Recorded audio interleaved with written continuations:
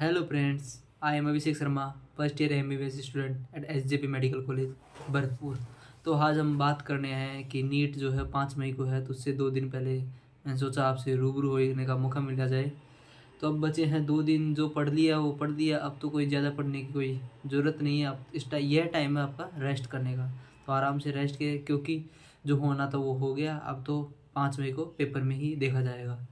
Okay, तो अब जब लास्ट टाइम बात करें तो जैसे कि आप जो किसी फॉर्मूला शीट बना रखी हो उनका रिवीजन कर सकते हो, और बाकी जो शॉर्ट ट्रिक्स है उनको याद करने का प्रयास कीजिए, क्योंकि ज़्यादा पढ़ने के हड़बड़ाहट में आप जो छूट जाता है, बाकी जो आपका बच रहा है वो भी।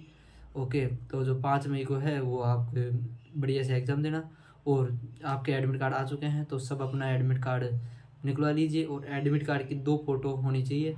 2 फ़ोटोकॉपी करवाना है तो 1 फ़ोटोकॉपी आपकी वहाँ ली जाएगी, और एक प्रिंट है उसके अंदर आपकी फ़ोटो जो है, बड़ी वाली फ़ोटो, छोटी वाली फ़ोटो, साइन वाइन, थंब इम्प्रेशन जो वहाँ बताए वहाँ के हैं वो वहाँ लगाना, और जो यहाँ पहले से लगा के जाना है वो पहले से लगा के जाना। और बाकी सभी तैयारी आप रखना।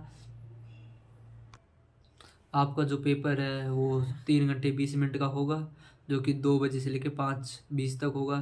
तो उससे थोड़ा जल्दी चले जाना, क्योंकि एंट्री टाइम 11:30 12 बजे तक आप वहाँ पहुँच जाने चाहिए, क्योंकि फिर बाद में एंट्री लेने में दिक्कत होती है। इसलिए जितना जल्दी हो सके उतना टाइम पे पहुँचे तो आपके लिए भी अच्छा रहेगा, बाकी कोई दिक्कत नहीं आएगी। और पेपर करने का ढंग आप आपके हिसाब से देख लो, जैसे आपने मॉक टेस्ट में प्रैक्टिस करी है उस हिसाब से पेपर, नया रूल वहाँ लगाने मत बैठ जाना। ना पेपर में जो नया नया रूल है वो काम तो कभी कभी कर भी जाता है, कभी नहीं करता, इसलिए नया रूल लगाने की बिल्कुल ही कोशिश मत करना। जैसे कि आपको आदत पड़ी, जैसे पहले फिजिक्स करते हैं तो पहले फिजिक्स करो, या फिर पहले बायो करते हैं तो उस हिसाब से बायो करो। और पेपर को प्रॉपरली मेंटेन करके, और 3 घंटे 20 मिनट से पहले ही, मतलब 3 घंटे में आपको पेपर हो जाना चाहिए। 20 मिनट तो आपके जो ऊपर ऊपर से जो है उसको रीचेक करने के लिए आप रखना। और बाकी तो, और आप सब अपने साथ एक ट्रांसपेरेंट वाटर बोतल ज़रूर लेके जाना है, क्योंकि 3 घंटे में बहुत प्यास लग जाती है, बहुत टाइम निकलता है, इसलिए सब अपने साथ वाटर बोतल लेके जाना। और वहाँ जाने से पहले आप थोड़ा हाइड्रेटेड होके जाना, क्योंकि हाइड्रेट होने से आप पता है कि माइंड बढ़िया चलता है। इसलिए पहले जाने से पहले शेक वगैरह जूस वूस अच्छी तरह पी के जाना। और रात को जो है लेट सोने की गलती मत करना, आराम से जल्दी सोना 8 9 बजे, और सुबह चाहे जल्दी उठ के आराम से पढ़ सकते हो आप। बिल्कुल फ्री माइंडेड होना चाहिए, क्योंकि जो आपने वो पढ़ा है वही उसमें लिख पाओगे, इसलिए लास्ट टाइम में हड़बड़ाहट करने की कोई ज़रूरत नहीं है।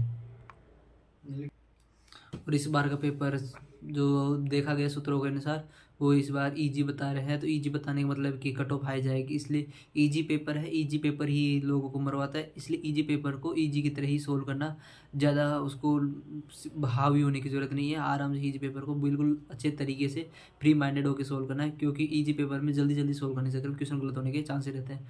और आप देखो तो कि आपको पेपर अगर जल्दी खत्म हो जाता है तो फिजिक्स को एक बार ज़रूर ऊपर ऊपर से क्वेश्चनों को चेक कर लेना कि आंसर सही आया है, फॉर्मूला सही लगा है, या फिर जो पूछा है वही निकाला है, क्योंकि फिर बाद में दिक्कत होती है। आंसर जो है उसमें थोड़े सिमिलर से रहते हैं, तो ऑप्शन में आप जैसे पहले आंसर आ गया उसको लगा के आगे जो स्टेप हो रही है वो नहीं की, तो आंसर गलत हो सकता है। इसलिए उस ऐसी बातों का ध्यान रखना, क्योंकि यही जो है ये क्वेश्चन गलत होते हैं, सीधी सी बात है, आपको 5 नंबर कटते हैं। इसलिए जो 5 5 नंबर पे तो कॉलेज ही चेंज होते हैं, कहाँ एम से कोई नॉर्मल कॉलेज में आ जाते हो। इसलिए ऐसी बातों का ध्यान रखना बहुत ज़रूरी है।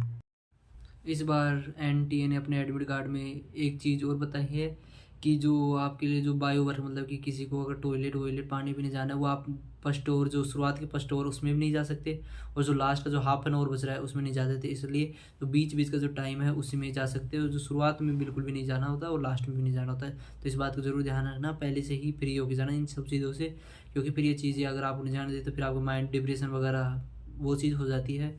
इसलिए इन चीज़ों को थोड़ा कंट्रोल में ही रखना। और बाकी तो पेपर आप करो, जैसा पेपर आप मॉक टेस्ट में देते हैं वैसे वैसे पेपर करना, ज़्यादा परेशान होने की बिल्कुल ज़रूरत नहीं है। और आपकी ड्रीम कॉलेज आपका वेट कर रही है, तो इसलिए लगे रहो। 2 दिन की और बात है, फिर बाद में अपने मज़े ही मज़े हैं। इसलिए स्टे मोटिवेटेड, और best of luck for your exam. Thank you.